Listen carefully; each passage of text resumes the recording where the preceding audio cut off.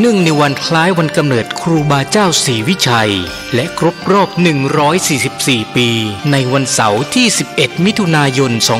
2565นี้มูลนิธิครูบาศรีวิชัยจังหวัดเชียงใหม่ขอเชิญชวนชายไทยผู้เลื่อมใสในพระพุทธศาสนาและศรัทธาครูบาเจ้าศรีวิชัยสมัครอุปสมบทเป็นพระภิกษุจำนวน9รูปเป็นเวลา9วันเพื่อเป็นสิริมงคลแก่ตนเองและครอบครัวเป็นรุ่นที่23รุ่นเสริมสรรพมงคลอุปสมบทณวัดพระสิงห์วรมหาวิหารแล้วเข้าไปฝึกปฏิบัติวิปัสสนากรรมฐานที่วัดร่ำเปิงตะโปธารามผู้สมัครจะต้องมีอายุ20ปีบริบูรณ์ขึ้นไปไม่เกิน45ปีไม่เคยอุปสมบทเป็นพระภิกษุมาก่อนต้องเข้าฝึกต้องจำคำขออุปสมบทได้ไม่น้อยกว่า4ครั้งและต้องอุปสมบทได้ครบ9วันไม่ต้องมีรอยสักที่อาจทำให้เสียภาพลักษณ์ของพระภิกษุสงฆ์ผู้อุปสมบทไม่ต้องเสียค่าใช้จ่ายใดๆแต่อาจจะร่วมบริจาคตามแต่จะมีจิตศรัทธาได้ผู้สนใจ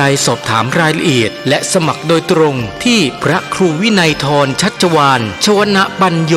ผู้ช่วยเจ้าอาวาสวัดพระสิงห์วรมหาวิหารโทร0818828129หรือที่นายพยูนมีทองคำประธานกรรมการมูลนิธิโทร0897007939ตั้งแต่บัดนี้จนถึงวันศุกร์ที่13พฤษภาคม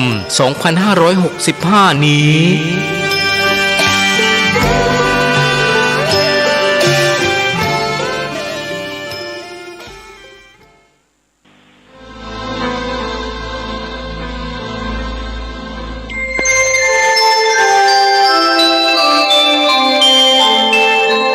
ขณะนี้ท่านกำลังฟังสถานีวิทยุกระจายเสียง FM 104.5 เมกะเฮิรตซ์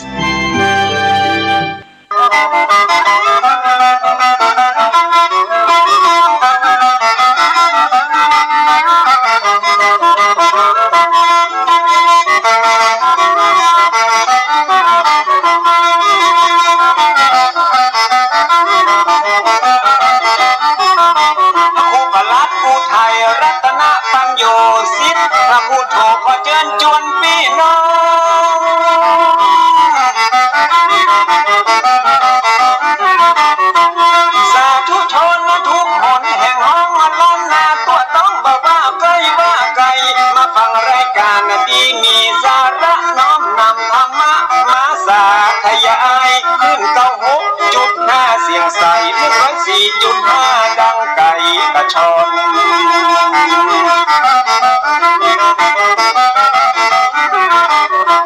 ห้องบ่ดีบ่เอามาตำห้องบ่ลำบ่เอามาป้อนปรมัตถธรรมที่เป็นยอดน้อนของพระชินวรทรงตรัสสอนซ้ำมันมาสัพพะเรื่องในล้านนาและภูมิปัญญาของคนบักเก่าถ้าบ่ฟังคนเฒ่าตุเจ้าเปิ้นสอนมีพระตัวขาดนอนมีที่นอนขาดมุ้ง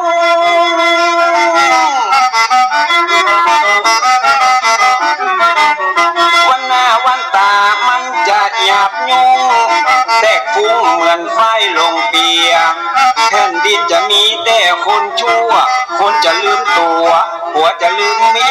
ยวัยรุ่นจะกินเหล้าเมาเบียร์สังคมจะเสื่อมเสียครอบครัวจะแตกแยก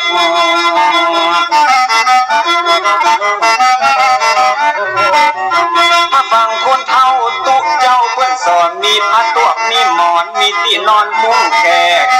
แผ่นดินบ่เอาห้อนแตกวัยรุ่นจะบ่แหกกฎเกณฑ์กองหีบจะดีรายการธรรมะสร้างสรรค์ชีวิตฟังเตอะจะมีแต่คุณประโยชน์ฟังธรรมะแล้วพิจารณาบ่ใจเข้าหูขวาแล้วออกหูซ้าย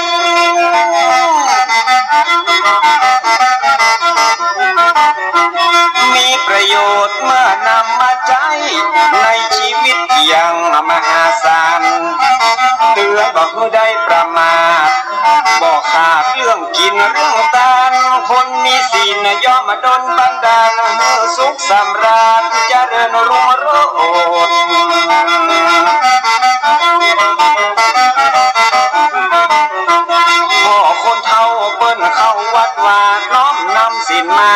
กษาภายโพดคนบาเดียวจิตใจเหี้ยมโหดขี้มิ่งขี้โหดอยากจะป่าเถื่อน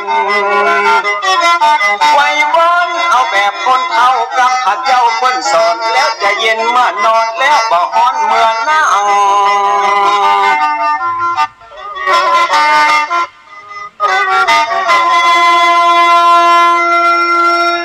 ขอเจริญสุขสวัสดีญาติโยมสาธุชนทุกท่านรายการทานธรรมทางสงบก็ได้มาพบปะกับญาติโยมแห่งวันหนึ่งซึ่งวันนี้ก็เป็นวันศุกร์ที่15เดือนเมษายนตามปฏิทินของทางเหนือนะวันนี้ขึ้น15ค่ำเดือน7เป็นวันพญาวันพญาวันนะคำว่าพญาแปลว่าวันยิ่งใหญ่เป็นวันใหญ่สมัยโบราณเนี่ยวันนี้เป็นที่ไปเสาะหาความรู้มาศึกษามาเกี่ยวกับปัญหามาเสาะหาความรู้เป็นต้นว่าคาถาอาคมกเวทมนต์อย่างต่างๆนานาสมัยโบราณเป็นฮ้องมาเป็นวันพญาวันนอกจากเป็นวันพญาวันแล้วก็แห่งอย่างยิ่งก็คือเป็นวันที่มาทำบุญตักบาตรตานขันเข้าหาพ่อหาแม่หาปู่ย่าตาทวดตามความคติธรรมของคติความเชื่อของเจ้าล้านนาเฮาก็เป็นโอกาสที่ดีงามที่เฮาและท่านทั้งหลายได้มาร่วมกิจกรรมวันปีใหม่เมืองวันสงกรานต์เขาเริ่มตั้งแต่วันที่สังขารล่องที่13 14 153 วัน14 15อาตมาภาพได้อูไปเมื่อวันอังคารวันพุธศุกร์ก่อนนะอูเกี่ยวกับวันสังขารล่องจริงๆแล้วมันก็ล่องไปในวัดมนุษย์คนเฮาบ่มีภัยในโลกนี้จะอยู่อย่างบ่แก่บ่เจ็บและก็บ่ตายคือเป็นกุศโลบายหรือเป็นคำสอนเป็นปริศนาธรรมของคนแต่ก่อน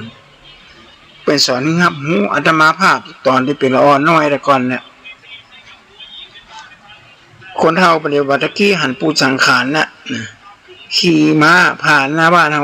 เฮาเกิดมาเฮาก็ยังบ่เคยหันสักเที่ยปูสังขารมันเป็นลักษณะจังใดทุกปีปวีแม่ป้าเปิดจะเล่าฟังเฮ้ขี้มาตื่นขวายนี่มาหันผู้สังขารล่องจนกระทั่งเขาใหญ่ขึ้นมาเขามาปูสังขารนี่ก็มันจะภายที่ไหนปูสังขารล่องนี่ก็คือว่าอายุของคนเฮานั่นแหละสังขารธรรมคนเฮามนุษย์คนเฮาพี่น้องทุกคนเกี่ยวข้องในโลกสงสารทุกคนเผาเจือบ่มีสิทธิ์จะคัดขวางเขาต้องปล่อยวางมือคางมันถึงมาได้อันว่าความตายมันเข้ามาใกล้เฮานี่มันไปบ่พ้นอายุได้หลายมุ่งมาคิดคนปากันเริ่มต้นในสิ่งที่ดีๆคนอายุนักก็ต้องฮักศักดิ์ศรีอู้จ่าพาที่เป็นที่เกียรติถึงได้ลูกหลานนับถือคนหันกันยกมือไหว้อู้จ่ากำไปอวดเพราะบอกว่าภัยจิตใจสงเคราะห์สหาแต่สร้างต่างบุญเข้าวัดปากันอุดหนุนช่วยกันกำจุนเพิ่มพูนศีล 5จะได้มีประสบการณ์ต่อไปหน้าตรงตามเวลาแม่นตัดออกกำลังกายออกกำลังกายกับเฮือนักตามรักถูกต้องอนามัยจะได้แก่จ้ายืดอายุไขเพราะหมอวิจัยเอาไว้อีกเสื้อขึ้นแจ่มใสกระเป๋ากระปี้รับรองว่าดีเลิศล้นเรื่องเล่าบุญหลีกหนีพ้นปาการเริ่มต้นในสิ่งที่ดีงามอบายมุขของทุกขวากหนามจงพยายามหลีกหนีให้ได้ขยันทำบุญกินทานน้ำไว้เป็นล่มโพไซปึ้งปะฟังน้ำคำสอนบวรพุทธะก็จะได้สล่างใจในฟังพระเทศจี้ก็จะได้แคล้งใจว่าสร้างกรรมอะไรก็หักกรรมอย่างนั้นคือสังขารนะฮะคือเปรียบเสมือนกับน้ำแข็งออกมาจากโรงงานน้ำแข็งออกจากโรงงานมันละลายตอนใดมันไหนตอนใดญาติโยมน้ำแข็งมันไหนตั้งแต่ออกจากโรงงานละมาได้มันอยู่ในแก้วนะออกจากโรงงานปุ๊บมันก็เริ่มไหนเริ่มละลายแล้วคนเฮาออกจากท้องแม่มาปุ๊บเขาก็เริ่มแก่ไปทุกวินาทีมันเปลี่ยนไปตามวัฏจักร เพราะฉะนั้นอายุสังขารของมนุษย์เฮาเนี่ยมันมีขีดมีจำกัดเฮาอย่าไปมัวเมาลุ่มหลงกับทรัพย์สมบัติภายนอกทรัพย์สมบัติภายนอกเนี่ยมันเฮายืมมาใจชั่วครั้งชั่วคราวเฮาสังเกตดูให้ดีว่าคนอายุ80 ปี90 ปีสูงสุดอะ90 ปีเนี่ยทรัพย์สมบัติโอ้โหมีหมูสักตัวใดสุดท้ายกำลังยกไปให้ลูกให้หลานหมดแต่สิ่งหนึ่งที่คนเฒ่าคนแก่เป็นทิ้งเอาไว้นั่นก็คือผลงานคุณงามความดี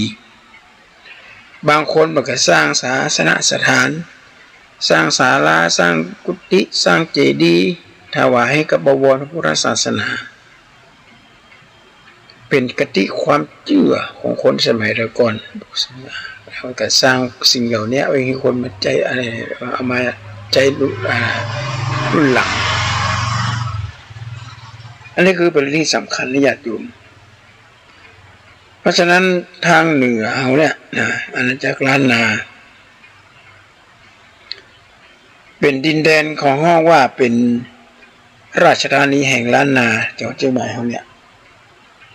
จังหวัดเชียงใหม่เขานี่มีความสัมพันธ์และไมตรีกับต่างประเทศหลายประเทศที่สำคัญมากที่สุดนี่ก็คือประเทศจีนพี่น้องชาวจีนก็มาอยู่เชียงใหม่นักคนจีนเปิดขนาดน้ำเชียงใหม่ให้ว่าปลาไฟซี่ฟู่เนี่ยเท่าไปเอาวันประเทศจีนมาไปเอาประเทศจีนเป็นที่ต้อนรับอย่างดีคนเฒ่าคนแก่เป็นฮู้จักกับคนเชียงใหม่ดีปลาไฟซี่ฟู่เนี่ยแม้กระทั่งถ้วยใบชาที่เป็นคนพบที่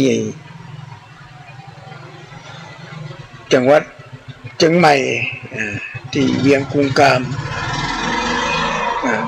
ตัดใต้ฐานเป็นก้นของถ้วยกาแฟเป็นเขียนว่าต้าหมิงว่านลี่เนี่ยจือต้าไปว่าใหญ่หมิงคือราชวงศ์หมิงต้าหมิงว่านลี่เนี่ยจือคือความยิ่งใหญ่ระหว่างราชอาณาจักรล้านนาคือป่าไฟซีฟู่เนียงเนี่ยกับประเทศจีนอันนั้นในราชวงศ์หมิงไปก่อนเราเป็นน้องคนจีนไปมาอยู่เมืองไทยมาอยู่เชียงใหม่เขาเนี่ยประกาศสร้างศาสนสถานอะไรอย่างสิ่งหลายอย่างเป็นอนุสรณ์แม้ว่าเปิดจะจากโลกนี้ไปสิ่งเหล่านี้ก็ยังมีอยู่เฮาในฐานะที่เป็นอนุชนรุ่นหลังที่ปฏิบัติสืบหีดหอยขนบธรรมเนียมประเพณีของเจ้าล้านนาเฮาเนี่ยเฮาก็จะต้องช่วยกันเสริมสร้างศาสนสถานโบราณสถานวัตถุเอาไว้ให้ดีและสิ่งสำคัญแถมอย่างหนึ่งตอนนี้บ้านเมืองเฮาอยู่ในระหว่างที่กำลังระมัดระวังเป็นกรณีพิเศษโรคภัยไข้เจ็บอย่างต่างๆนานาเข้ามาเบียดเบียนมาเจอกับบ้านเฮานะทั่วโลกต่างประเทศโดยประเทศอเมริกาประเทศอินเดียเนี่ยสูญเสียบุคลากรเป็นนักขนาดนอกจากนั้นแล้วก็เศรษฐกิจบอกว่าประเทศไหนยุบล่มสลายที่หาได้ชัดเจนที่สุดนี่ก็คือแหล่งท่องเที่ยวคนกับบักก้าไม่เอวเพราะอย่างมึงบักก้าไม่เอวก็กลัวโรคภัยไข้เจ็บมาเบียดเบียนปิดติดโรคคือโควิดโคโรนาซึ่งมันเกิดขึ้นทุกๆ100 ปี100 ปีมันจะเกิดขึ้นเตือนหนึ่งถ้าเรานับดูนะญาติโยมลองนับดูนับจากที่มันเกิดขึ้น100 ปีแต่ก่อนมันก็เกิดขึ้นครั้งหนึ่งเพื่อให้ว่าโรคอหิวาเพราะฉะนั้นประเทศจังหวัดที่กรุงเทพมหานครเปิ่นจะมีประตูผีวัดสังเวชวัดสังเวชนี่ก็คือว่าเป็นสังเวชแปลว่าความเศร้าสลดเป็นศพของคนตายจากจากโรคอหิวาเนี่ยมากองไว้แต่ท่านจะมีแห้งมีอย่างมากินแล้วประตูผีเนี่ยเขาว่าประตูผีไปเอาศพเนี่ยเอาผ่านไปประตูหันคนที่ตายกาดเกลื่อนตายนักขนาดเลยเพราะว่าเป็นยุคที่มีค ความเจริญมาการสื่อสารน้อยการประกาศข่าวยังดีนะโควิดโอมิครอนโคโรนาเนี่ยมันเกิดขึ้นในยุคโซเชียลเกิดขึ้นในยุคโซเชียลถ้ามันเกิดไขตาที่ไหนไผเจ็บที่ไหนไผเป็นอะไรอย่างเนี้ยหูทันทีทันใดวันนี้มันไปไกลเลยเพราะในทางพุทธศาสนาเขาเนี่ยในสมัยข้าพุทธกาลก็มีที่เมืองเวสาลีเกิดโรค5โรคอย่างนี้เกิดขึ้นมาก็อาศัยการสวดเจริญพุทธมนต์ของพระพุทธเจ้าเนี่ยที่พระอานนท์ไปพรมน้ำพุทธมนต์ในวันเดียวน้ำกับฝนกับตกสะล้างเอาสิ่งสกปรกเอาเชื้อโรคเชื้ออย่างไหลลงลำคลองบ้านเมืองก็สะอาดคือมันเป็นธรรมดาญาติโยมที่เป็นนิฉัยว่าจะได้ไดโนเสาร์มันสูญพันธุ์จากโลกนี้ไปเนี่ยเข้าใจว่าไดโนเสาร์นั้นอาจจะติดเชื้อโรคก็ได้หรืออาจจะถูกอุกกาบาตหล่นลงมาแล้วก็ไดโนเสาร์นี่มันสามารถที่จะปรับตัวกับภัยธรรมชาติอาจจะเกิดฝนแรงก็เกิดน้ำท่วมก็เกิดโรคพยาธิอย่างต่างๆนานาเนี่ยซึ่งสัตว์ที่เป็นสัตว์ที่ใหญ่ที่สุดในโลกนี่ก็คือไดโนเสาร์ตัวเท่ากับวิหารหลวงเนี่ยตัวใหญ่กระดูกมันใหญ่ขนาดนักเลยมีทั้งไดโนเสาร์กินเนื้อไดโนเสาร์กินผักอย่าลืมว่าไดโนเสาร์ที่กินเนื้อมันไม่กินเนื้อสัตว์ไดโนเสาร์ด้วยกันแต่ว่ามันไม่สามารถที่จะต่อต้านโรคภัยไข้เจ็บชนิดหนึ่งเนี่ยก็คือพยาธิโรคพยาธินี่อันตรายมากในสุดญาติโยมสังเกตดูให้ดีว่าเสือเบงกอลน่ะเสือโคร่งน่ะบ่มีอย่างไปทำมันได้มันไล่กินสัตว์เล็กสัตว์น้อยเป็นอาหารเพิ่นว่าเจ้าป่าเสือกับราชสีห์เนี่ยแต่เสือกับราชสีห์นี่มันตายเพราะอย่างพยาธิพยาธิที่มันอยู่ในสัตว์อ่ะมันกินเข้าไปอ่ะอยู่ในตัวหมูของก็อยู่ในตัวงัวควายสัตว์หมดเลยแล้วก็พยาธินี่ก็จะไปกินเสือจะไปเข้าในลำไส้ไปกินเสือมันก็ตายมียาทายอะไรอย่างนี้ชัดกินเพราะนั้นเข้าใจว่าไดโนเสาร์เนี่ยสันนิษฐานว่าเกิดขึ้นอาจจะเกิดจากการติดเชื้ออะไรอย่างต่างๆนานาเมื่อเรามาดูไดโนเสาร์ประเภทนี้แล้วเราก็มาดูมนุษย์เราเนี่ยเป็นสัตว์ที่ประเสริฐมนุษย์เป็นผู้เจริญด้านตรงมนุษย์เขาจะกินอาหารทุกอย่างจริงๆแล้วนะฮะตามข้อสันนิษฐานของนักวิทยาศาสตร์นักมนุษยวิทยาเปิ่นดูเขี้ยวมนุษย์เขาเนี่ยมนุษย์เขามันไม่มีเขี้ยวนะมีแต่ฟันเอาไว้กินเอาไว้ครบเหมือนกับเขี้ยวงัวฟันควายอ่ะสัตว์ที่กินพืชไปนะฮะเขาจะกินก็กินได้ในสมัยก่อนอาจจะกินเล็กๆน้อยๆกินมานักแต่สิ่งหนึ่งที่เขาหันชัดเจนที่สุดก็คือว่ามนุษย์เราเนี่ยกินทุกอย่างที่ขวางหน้ามาเลือกกินแปลกๆพิสดารกินดิบเหล่านี้ล้วนแต่เป็นอันตรายทั้งนั้นเป็นอันตรายต่อสุขภาพหมายความว่ามนุษย์เราเลยกลายเป็นสัตว์กินเนื้อในขณะที่เขาไม่อยากจะให้กินเช่นของปิ้งของย่างของทอดเนี่ยแล้วก็ของดิบเนี่ยนะฮะทางการแพทย์เป็นก็ออกมาคัดค้านอยู่เหมือนกันนะของปิ้งของย่างนี่มันเป็นแสลงกับคนที่มีอายุนักหรือมีโรคภัยไข้เจ็บ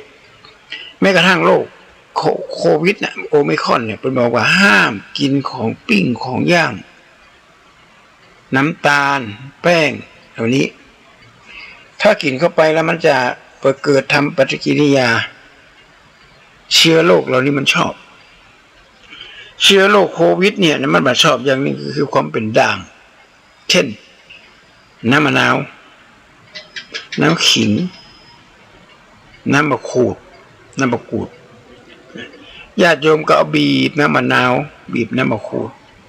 หรือก็ซอยมะขูดเอาต้มดื่มกินวันละแก้ว2 แก้วเอาแช่น้ำเย็นไว้กันเอาแช่ตู้เย็นไว้กันได้มาดื่มพอดื่มเข้าไปแล้วเนี่ยมันจะร่างกายเขามีสภาพเป็นด่างพอเป็นด่างแล้วก็เชื้อโรคมันก็มากล้าเข้ามารบกวนอาตมาภาพมาออกรายการในญาติโยมก็จะไปกึดอย่างนักนะว่าอย่ามาหมูกับสุขภาพอย่างเดียวเพราะอาตมาภาพเป็นพระสงฆ์ไปเยี่ยมคนไข้โรงพยาบาลมหาราชโรงพยาบาลศูนย์วิจัยโรงพยาบาลปางแงะหรือโรงพยาบาลแม่เผือแม่ริมแล้วก็โรงพยาบาลสวนปรุงไปหันแล้วเกิดความเศร้าสลดใจมากเกิดกับคนเจ็บเป็นเย็นอุ่นก็เลยถามมันว่าไปทำอะไรอย่างเพื่อนกับเกี่ยวกับด้านโภชนาการด้านการกินพฤติกรรมด้านการกินทั้งนั้นเลยในสมัยครั้งพุทธกาลก็มีคนมาทูลถามพระเจ้าเอกังนามกิงอะไรที่เป็นใหญ่พระเจ้าค่ะนางสามเณรีกุศลเกสีเทรีหญิงผู้มีผมงอเหมือนกับตุ้มหูผมงอเหมือนกับตุ้มหูทูลถามพระพุทธเจ้าพระองค์ตรัสว่า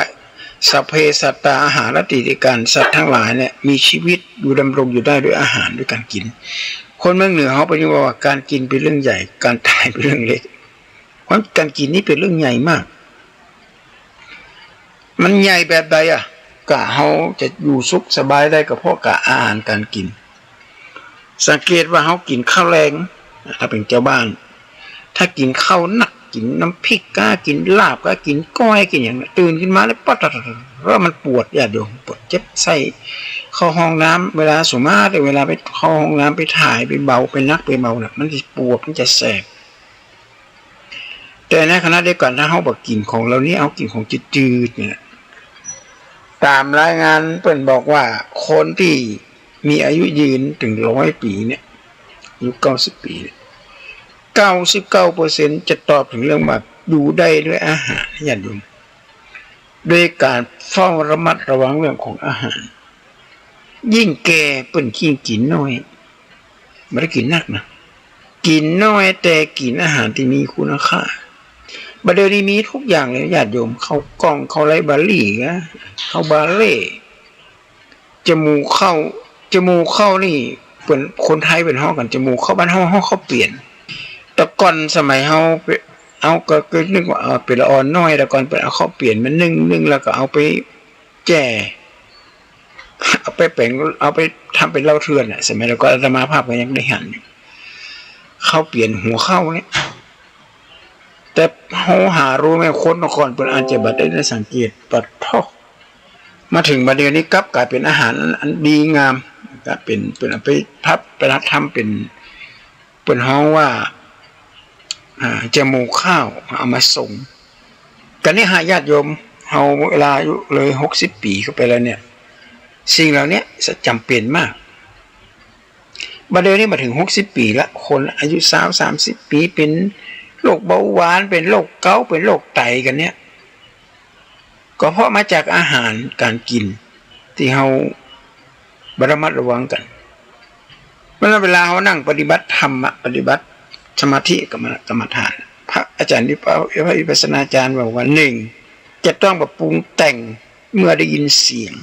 เวลาเป็นด่าก็เป็นว่าอย่างก็เอาไปปรุงแต่งเนี่ยมันจะเกิดความทุกข์เป็นด่าว่าหมาก็หมูก็เป็นแสดงสติเป็นมือเนี่ยคนเป็นพระวิปัสสนาจารย์จะต้องใจนักแน่นคือแบบปรุงแต่งกำอู้กำจ่ากำด่าของคนอื่นการเอาไปปรุงแต่งในยินขึ้นมาพวกกินมาได้นอนมารับโคตรเป็นมิ่งเป็นโคตรอันนี้มันเจ้าพระวิปัสสนาจารย์หรือท่านพระเจ้าชาพุทธเอาไปปรุงแต่งลูก ประดาว่าเขาเป็นหมาเขาเป็นได้หมาก็เตี้ยวไว้เป็นปกติเป็นเอาเขาเป็นเหล่าหน้าจ่าควันกาไปเหล่าหั่นเหล่านี้เขาเป็นความจริงก่อนเขาไม่ได้เป็นเขาไม่ได้เป็นอย่างที่เขาว่า ได้ยินบอกว่าจะเป็นเสียงเพลงบอกว่าจะเป็นเสียงยักษ์กระจ่างเด็กฟังสักแต่ว่าได้ฟังได้ยินสักแต่ว่าได้ยินเวลาเราปฏิบัติธรรมสองกลิ่นอันนี้ที่สำคัญมากเลยเอาแต่ว่าของปิ้งของย่างกาเป็นแมลงหอมแต่ว่าแม่เป็นเจ้ากินทอดกาหมูปิ้งหมูย่างไส้ย่างตับย่างครับเดี๋ยวผ่านไปเลยมันกินมันหอมแล้วเขาก็ปรุงแต่งเลยโอ้มันมาล้ำแต่ละมาหอม จากนั้นก็ไปซื้อมากินอันนี้กลิ่นนะญาติโยมกลิ่นเขาปรุงแต่งมันหรอกถ้าเขาได้กลิ่นเขาบอกว่าเขาก็สักแต่ว่าได้กินเนาะหายเนาะมันก็ทำเขาคลายจากสิ่งเหล่านี้ไปหูได้ยินหูดังได้กลิ่นตาได้หันรูปหันของสวยสดงดงามก็เอามาปรุงแต่งขึ้นมาปรุงแต่งว่ามันสวยสดงดงามมันดีจะนั่นมันดีจะนี่แล้วเขาทำให้เขาเกิดเป็นทุกข์แล้วพระวิปัสสนาจารย์เป็นพยายามอย่างยิ่งสอนให้คนเขาเนี่ยสอนให้คนเขาเนี่ยบอกให้ปรุงแต่งกับสิ่งที่หันรูปเวทนาสัญญาสังขารวิญญาณไม่ให้ปรุงแต่งญาติโยมมีเวลาว่างช่วงเนี้ยระยะเนี้ยช่วงที่เป็นในยุคโควิดเนี่ยเวลาอยู่บ้านอยู่จองก็นั่งกรรมฐานปฏิบัติกรรมฐานไม่ได้ล้าสมัยญาติโยม 90% ของนักวิทยาศาสตร์ที่เป็นค้นพบทฤษฎีค้นพบอย่างใหม่ๆที่เอาเงามาใจเป็นว่าไฟฟ้าก็เครื่องเสียงก็อย่างนั้นส่วนมากเป็นนั่งกรรมฐานนั่งกึดทำให้จิตใจนิ่งก็สามารถจะได้หันเช่นเดียวกันครับช่วงโควิดเนี่ยถ้าบ่มีเวลาที่จะไปทำเรื่องทำการเนี่ยเอาก็นั่งกรรมฐานนั่งปฏิบัติธรรมป้าแม่บ้านนั่งศึกษาธรรมะเดี๋ยวนี้มีหมดใน YouTube เวลานั่งครั้งแรกเนี่ยนะฮะนั่งกรรมฐานในสติปัฏฐาน4นะนั่งครั้งแรกนี่สิ่งหนึ่งที่จะเจอนั่นก็คือเวทนาเจ็บหัวเข่านั่งเมื่อเจ็บหัวเข่าแล้วจะได้พระวิปัสสนาจารย์เป็นนั่งได้เป็นวันๆสมัยหลวงปู่ทองหรือพระพรหมมงคลของวัดพระธาตุสิจำตอง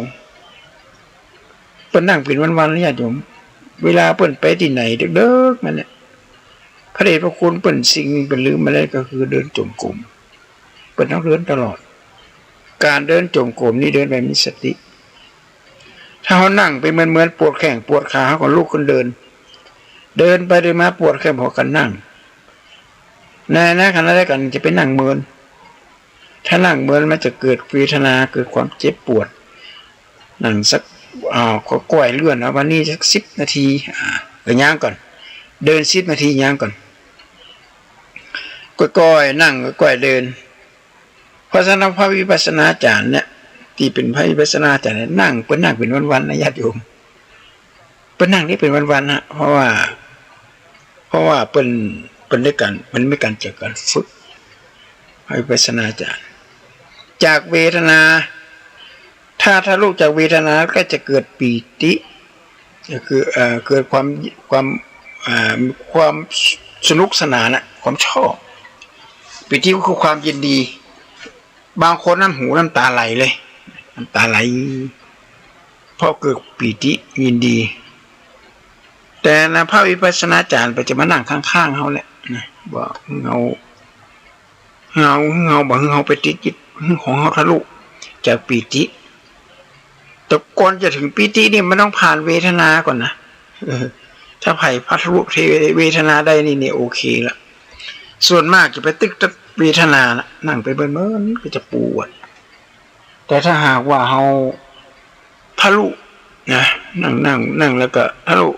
จากเวทนาเนี่ยก็จะไปเกิดปิติจากปิติเข้าไปปุ๊บทะลุไปถึงนิมิตหันแสงเพียวพาวหันหมดละนะทุกสิ่งทุกอย่างนี้ถ้าวิปัสสนาจารย์นี้เปิ้นจะห้ามเฮาไปยึดมันนะฮะเมื่อไปติดกับสิ่งเหล่านี้ถ้าไปติดปิตินะติดปิตินะบางสำนักแห่งบางสำนักนี่เป็นแบบเปิ้นบรรลุนะ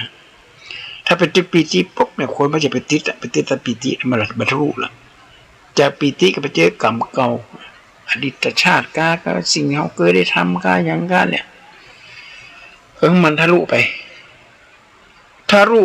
จนกระทั่งถึงไตรลักษณ์หันการเกิดการดับของสังขาร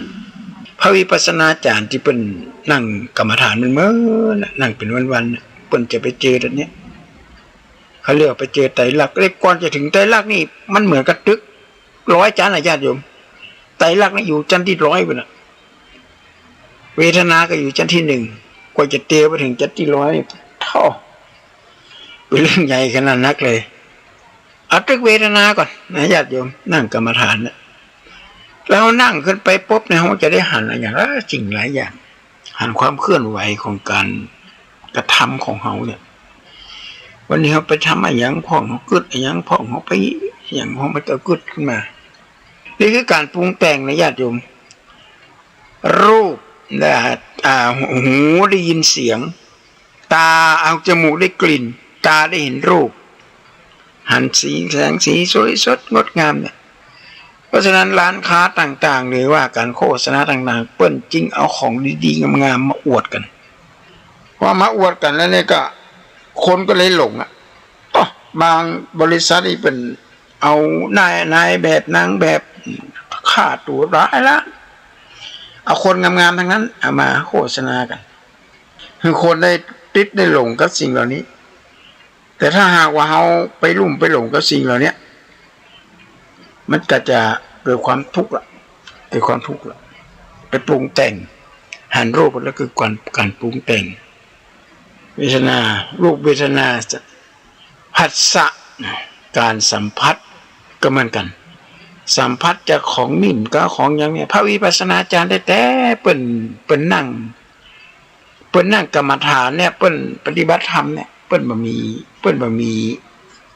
อันอย่างที่มันเกิดความนุ่มนวลพระวิปัสสนาจารย์แต่นะก็มีเสื่อ1ผืนหมอน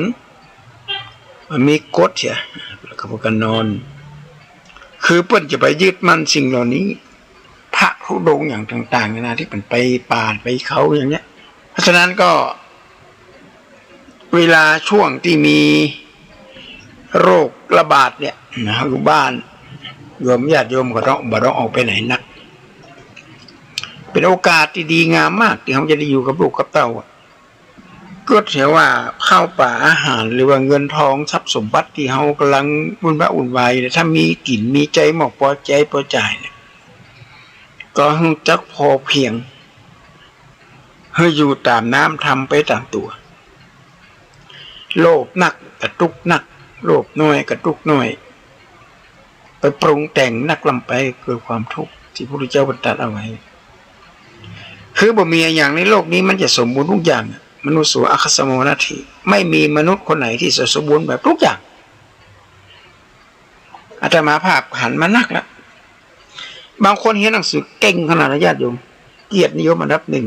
1พออย่างขึ้นมาปุ๊บต่อปั๊บบ่มีลูกมีเต้าไม่ได้แต่งงานถ้ามันยังมาแต่งว่ามีโรคประจำตัวเขาเรียกว่าโรคพาหะทาลัสซีเมียไม่สามารถจะมีบุตรกับเปิ้นได้แล้วมาแต่งงานนี่เลยนะแปะใบไม่พอว่าแต่นะเรียนหนังสือจัดเก่งหน้าตาก็จัดดีแต่เปิ้นบอกว่าแต่งงานไปแล้วบ่มีบุตรธิดาผมก็เลยบ่แต่งผมก็อยู่ของผมเจี๊ยช่วยงานสังคมช่วยงานช่วยกันเนี่ยเพราะว่าถ้าอยู่ไปแต่งงานไปแล้วบ่มีลูกมันลำบากบางคนมีลูกมีเต้าเป็นโหลแต่ทรัพย์สมบัติบ่ค่อยมี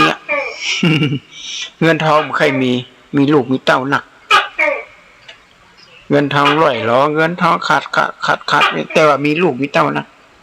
บางคนมีลูกมีเต้ารักมีเงินมีทองรักแต่ว่าสุขภาพบริธรรมะ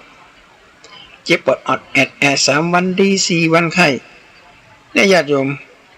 ของเรานี้มันเป็นไม่ตามเหตุตามปัจจัยบุญเก่าบุญกรรมเก่าที่ได้ทำเอาไว้จากก่อนปางหลังเอานี้ก็อย่างลงไปหรือว่าจาดเนี้ยอาตมาภาพได้รู้จักกับอาจารย์อยู่ท่านหนึ่งเป็นเก่งมากเลยเก่งทางด้านดนตรี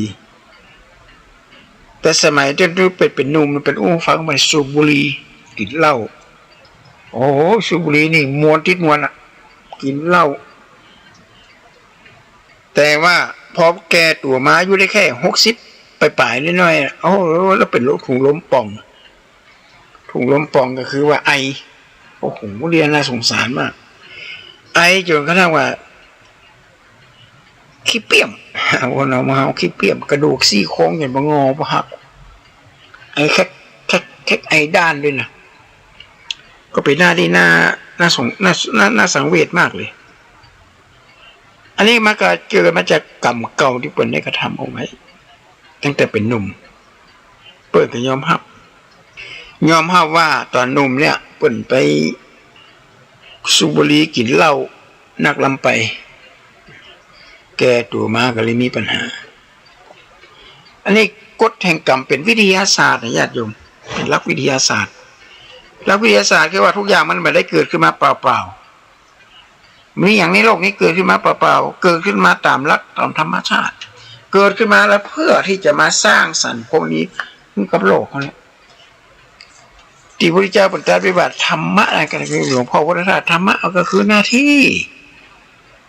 การงานต่างๆนานาแล้วที่เขาทำลงไปเนี่ยถ้าหน้าที่ที่มันถูกต้องก็เรียกเป็นธรรมะหน้าที่ที่ถูกต้องก็เป็นอธรรมธรรมะแปลว่าหน้าที่เนี่ยเป็นภาษามคธหลวงพ่อพุทธทาสบอกหนึ่งทุกอย่างเกิดขึ้นมาเป็นหน้าที่หมดเป็นธรรมชาติหมดไม่มีใครไปแต่งแต้มขึ้นมาดอกจำปีดอกจำปาดอกกระดังงาดอกมะลินี่มันหอมธรรมชาติของมันเองมันก็ทำหน้าที่ของมันคือธรรมชาติเป็นสี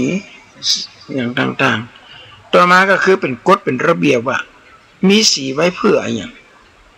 มีกลิ่นไว้เพื่ออะไรอย่างแต่ก็เนี่ยญาติโยมสมัยเขาไปละอ่อนน้อยหมามุ้ยคนเมืองเหนือไปห้องนี่มันเหนียงนะคนให้ห้องหมามุ้ยถ้าไผ่ปะเขาใส่เนี่ยต้องลดหนีนะจะอยู่ใกล้เพราะต้องมาคันโอ้ประเดี๋ยวนี้หมามุ้ยกลายเป็นพืชเศรษฐกิจไปละมีคนเอาหมามุ้ยนี่เอาแก่นอย่างไหนไปคั่วแล้วก็เอาไปบดเป็นผงแล้วเอามาทรงกินปอดทอกเป็นยาบำรุงกำลังจัดเม็ดหมามุ้ยเนี่ยเดี๋ยวนี้มันเป็นมีขายเป็นเม็ดละเอามันต้องไปปลูกน่าอันตรายโยมโอ้โหโขนมันเนี่ยมันเข้าไปในร่างกายเนี่ยอันตรายมากๆเลยอันตรายมากๆเสียเป็นเม็ดเอาแต่ก่อนจะซื้อต้องดูข้างกล่องว่าอย.ไปรับรองก่อนหรือไปซื้อตติร้านที่มีคุณภาพ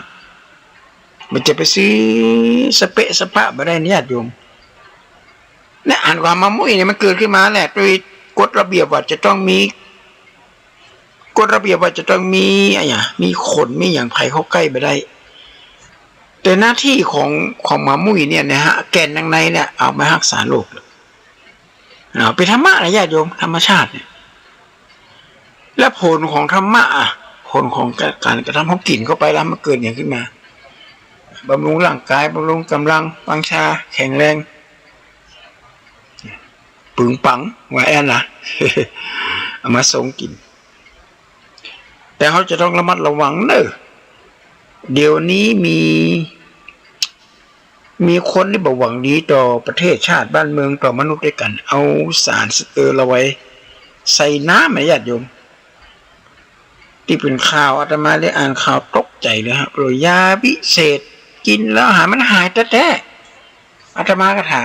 ามหลายคนโอ้ยท่านกินแล้วมันหายทันทีทันใดเลยนะยามาอย่างโยมโอ้มันดีขนาดอาตมาภาพมานึกถึงกำมูของคุณหมอที่เป็นออกรายการอย่างต่างๆกันแล้วว่า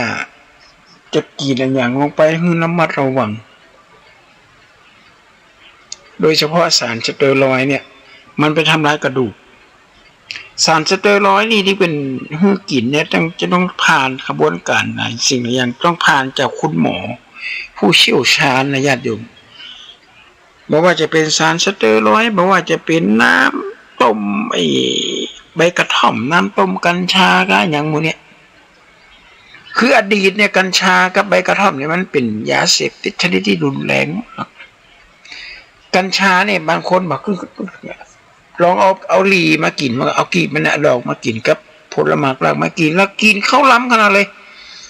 กล้วยมดเป็นวีนี่ญาติโยมอาตมาเป็นเน้นน้อยอาตมาจำได้ขนาดนักในสมัยเป็นเน้นน้อยเป็นอ่อนน้อยมีหมูขี้ยาเนี่ยเปิดมาแอววัดมาขอกินข้าวอาตมาเป็นเน้นน้อยก็ยกกล้วยเป็นเครือเลยนะเขาเป็นวีเนี่ยเป็นเครือเขากินจนหมดเลยญาติโยมถามยังมากินได้กินบ้างเขาว่าดื่มสูบกัญชามากินข้าวลำที่ปุ่มไก่อ่องตองอะแล้วกัญชาเนี่ยจะเกิดภาพหลอนนะถ้ากินเข้าไปเนี่ย1ภาพหลอน2อารมณ์ดีแค่หัว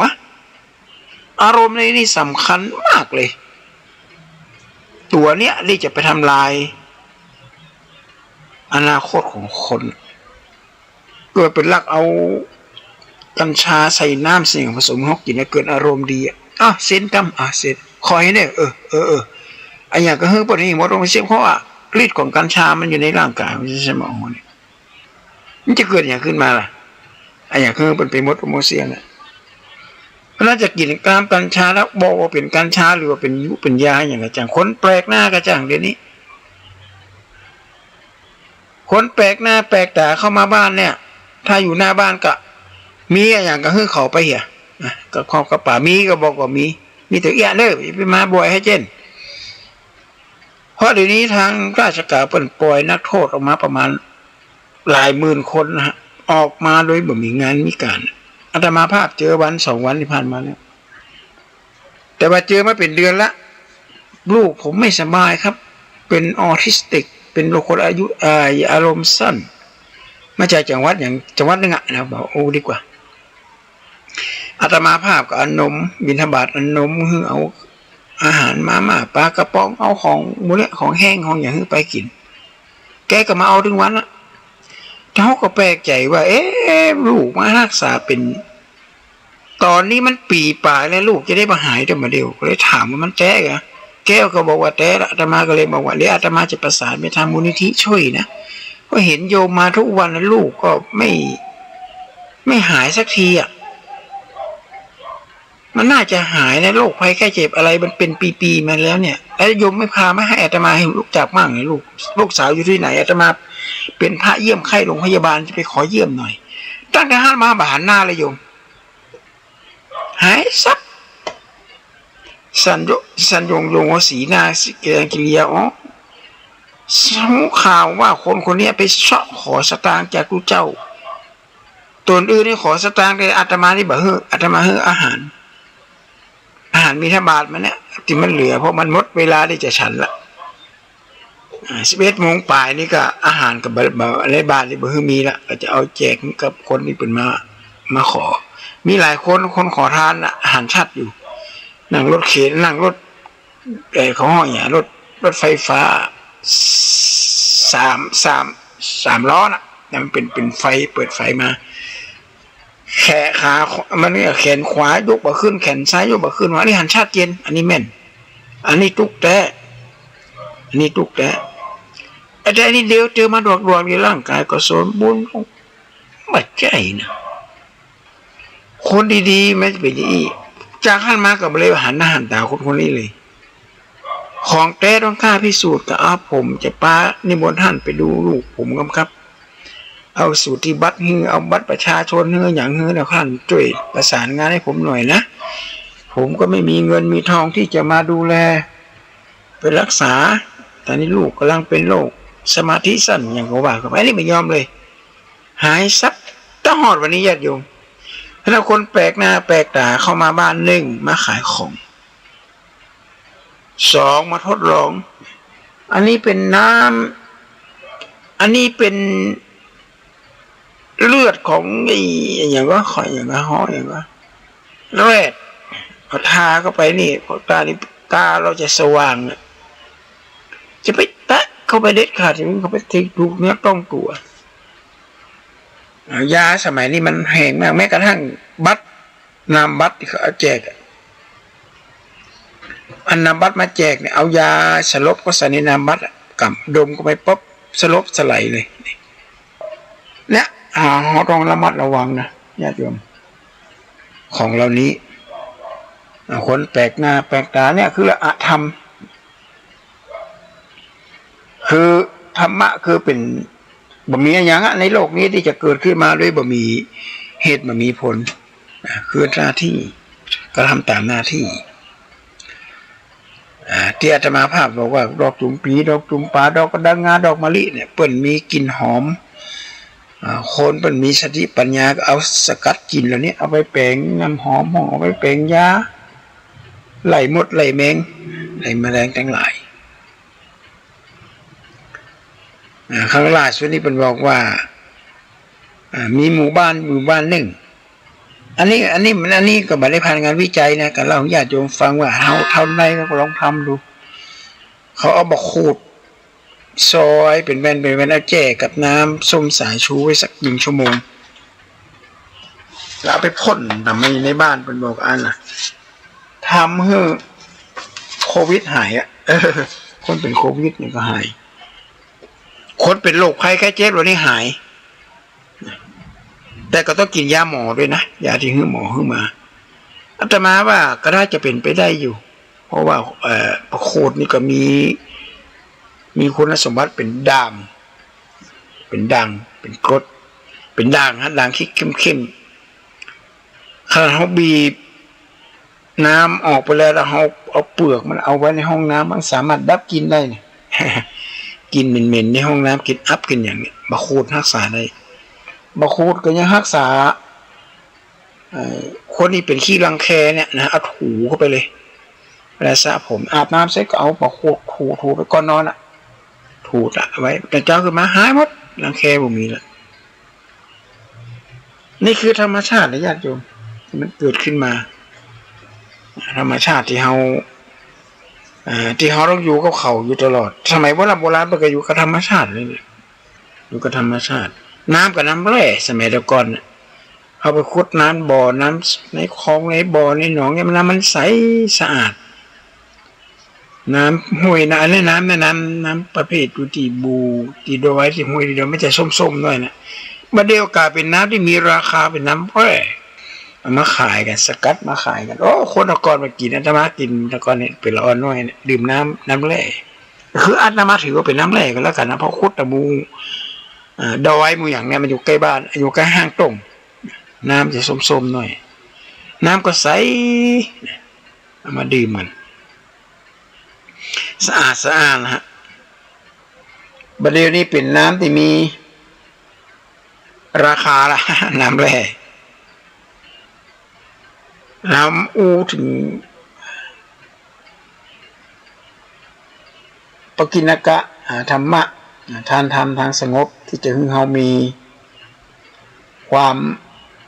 สุขบานหวานใจอยู่กับโลกทั้งนี้นะเพราะการเกิดมาเป็นมนุษย์เนี่ยมันจะของง่ายเป็นบอกว่ามีเต่าตัวหนึ่งตากระบอดเถอะกว่าจะออกมาได้ก็ต้องใจเวลาหลายปีกว่ามันจะออกมาเป็นนี่ได้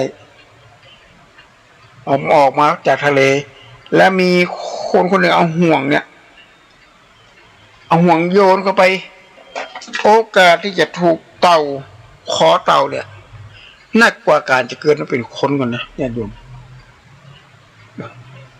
เอาเกิดมาเป็นมนุษย์ก็เปิดเนี่ยโอ้โหว่าเป็นนับว่าเป็นบุญเป็นกุศลเกิดมาได้มาเป็นคนก็เปิดคือทรัพย์ชนิดอื่นนะฮะบ่สามารถที่จะบรรลุบุญบรรลุธรรมได้นะขึ้นสวรรค์นี่ขึ้นได้ทรัพย์สิงสาราทรัพย์ข้างคาวยังไปซื้อขึ้นสวรรค์เลยข้างคาวน่าอยู่ในถ้ำอยู่ในโบสถ์ได้ยินเสียงพระสวดก็ดีอกดีใจโอกาสมันข้างคาวในนี้ก็ตายจิตของข้างคาวก็ไปเป็นพระสละก็ไปเกิดเป็นเทวดาอยู่บนสวงสวรรค์แต่บรรลุธรรม มีแต่มนุษย์เท่านั้นที่จะบรรลุธรรมได้ฟังธรรมะจากพระพุทธเจ้าเพราะฉะนั้นวันนี้วันมหาสงกรานต์ก็คือวันพญาวันก็ขออนุญาตโยมวันพรุ่งนี้ก็เป็นวันพระเลยเนี่ยวันที่16เนี่ยใส่บาตรร้านกับเข้าหาพ่อหาแม่หาบรรพบุรุษหาปู่ย่าตาทวดอุทิศส่วนกุศลไปให้เจ้ากรรมนายเวร1 ปีที่ผ่านมาเฮาเคยได้ฆ่าสัตว์ตัดชีวิตเฮาเคยได้ทรมานสัตว์เฮาเคยซื้อเคยอย่างต่างๆนานาสัตว์บกสัตว์น้ำสัตว์ครึ่งบกครึ่งน้ำที่มีตัวมีตนผ่องอย่างผ่องเนี่ยก็ทำบุญส่วนกุศลไปเพื่อให้เราจะได้มีความสุขบานหวานใจประกอบอาชีพทำงานแบบมันต้องไปอิกคลิกใจอย่างต่างๆนานาเนี่ยคือคนพุทธเราเนี่ยศาสนาอื่นเพิ่นก็มีแล้วญาติโยมเพิ่นมีการถ้าเป็นศาสนาบางศาสนาเพิ่นก็ละหมาดของบางศาสนาก็ทายโทษของเฮาบ่ได้ไปว่าเพิ่นนะมันเป็นความเชื่อของศาสนาแต่ละศาสนาเฮามีพระสงฆ์องค์เขาเจ้าเฮาสร้างวัดสร้างวาเฮาก็เข้าไปใช้บริการกะตุลุงเจ้าเขาเจ้าจะมาตั้งกันเข้าหาตั้งเข้าหาเจ้ากรรมนายเวรหาสรรพสัตว์ทั้งหลายตะกอนไปละอ่อนน้อยเนาะอาตมาภาพก็ยังเป็นเลยละอ่อนน้อยแม่ไปฆ่าไก่เอาไก่มัดคอหอยบ่ได้เป็นเดียวจ้างไปแส่ตรงนี้มันเนี่ยละอ่อนน้อยบ่ฮู้เรื่องเอาไก่ไปห้อยคอเป็ดห้อยคอให้มันตายเนี่ยคนเฮาบ่ก็รู้ว่าแกน่ะเพิ่นบ่เอาตัวไปยาคนเดียวใจละอ่อนยาวในใจนั้นก็เอาไก่มาแกงมาต้มมาแกงกันสมัยนั้นก่อนแต่พอสิ้นปีสิ้นเดือนมาก็เขาก็ไปจ้างเข้าหาสัตว์เหล่านี้นะจากก่อนเขาอาจจะมาย่างเขาก่อนเลยเอาจากนี้เขาก็เลยฆ่าเขาอย่างพองเนี่ยมันก็เลยสร้างเวรสร้างกรรมกันไปวันนี้ก็รายการทานธรรมทางสงบก็คงจะปาญาติปาโยมได้มาฟังธรรมะที่เป็นสาระปกิณกะเล็กๆน้อยๆไม่ต้องไปซีเรียสอะไรอย่างนั้นฟังธรรมะเขาเนี่ยคือลักในทางพุทธศาสนาเนี่ยเปิ้นไม่ได้สอนอะไรอย่างนั้นเหนือไปกว่าธรรมชาติของชีวิตว่าเขาจะมีชีวิตอยู่อย่างใดเขาถึงจะมีความสุขธรรมชาติของจักรวาลเขาจะอยู่กับสิ่งแวดล้อมอย่างใดเขามีความสุขเป้าหมายปลายทางของชีวิตเขาแก่ตัวมาเขาจะอย่างไรเขาเตรียมร่างกายเตรียมยังไม่ก่อนคนโบราณมันบอกว่าปืนมาเต็มฟักบ่ออกล่าเดินดงเงินมาเต็มถุงบ่ออกบ้านไปกาปืนมาเต็มบ้าบ่ออกล่าเดินดงเงินมาเต็มถุงบ่ออกบ้านไปกาไปอย่างไม่มีสตางค์เข้าป่ามีปืนไปอย่างนี้โดนซัดไล่ครบเลยค่ะอันนี้เป็นเปรียบเทียบอะไรแล้วเราเกิดมาเขาแก่ตัวมาเขาเกยก็คิดก็ว่าเวลาเขาเท่าว่าหน้าไผ่จะมาพอมาก่อยบุญกิจบุญการได้สร้างไว้ก่อนเขาแก่ตัวมานี่เขาจะได้ว่าเป็นคนที่เป็นหลงลืมงกเงินคนแก่ยังมีคุณค่านั่งรับตานึกถึงบุญกุศลที่เขาได้สร้างได้ทำเอาไว้นะญาติโยมแล้วก็จะมีแต่ความสุขความเจริญถ้าเฮามาช่วยกันสร้างณตอนนี้เขาจะไปสร้างตอนใดบึดก่อนย้ำก่อนบึดก่อนย้ำก่อนอาตมาภาพได้เจอโยมคนหนึ่งนะภรรยานั่งรถเข็นนะญาติโยมเป็นอาจารย์ตอนหนุ่มเนี่ยพ่อแม่บังคับให้ซื้อที่ซื้อตังได้เงินมาแบ่งเกินหนึ่งซื้อที่ตอนยังหนุ่มอยู่นะเปิดก็ซื้อที่ไว้ในหัวในเวียงจากนั้นมาก็ร้านสะดวกซื้อก็ไปเจ้าที่เปิ่น4ที่5ที่20,000 40,000 50,000ได้เงินเดือนเป็นแสนแล้วเปิ่นเป็นอัมพฤกษ์ต่อมาสามีเปิ่นเนี่ยไปออกกำลังกายกับปฏิบัติภรรยาเปิ่นเนี่ยหัวใจว้าตายเลยญาติโยมโอ้เป็นอะไรอินดูทั้งที่ว่ามีอาการที่จะป่วยโรคภัยไข้เจ็บเลยอันว่าความตายมันนึกเลยนะว่าจะเปลี่ยนภรรยามันก็ให้เป็นอาจารย์ให้ ว่าโอ้สามีเป็นคนดีมากเลยท่านเป็นคนดีที่สุดเลยดูแลภรรยามาตายก่อนภรรยาเป็นอัมพฤกษ์แต่นี่อย่าตายก่อนแล้วมาตายที่หลังสามีนะเนี่ยอันนี้ก็ขอญาติโยมทั้งหลายเอาธรรมะที่อาตมาภาพได้หัวใจให้เกิดประโยชน์เนอะวันที่22เขาจะได้ปะกันใหม่วันนี้ก็ของม่วนเอวบนบ้านหมันใจปะกันไปเอวมีความสุขความเจริญเด้อขอเจริญสุขสวัสดี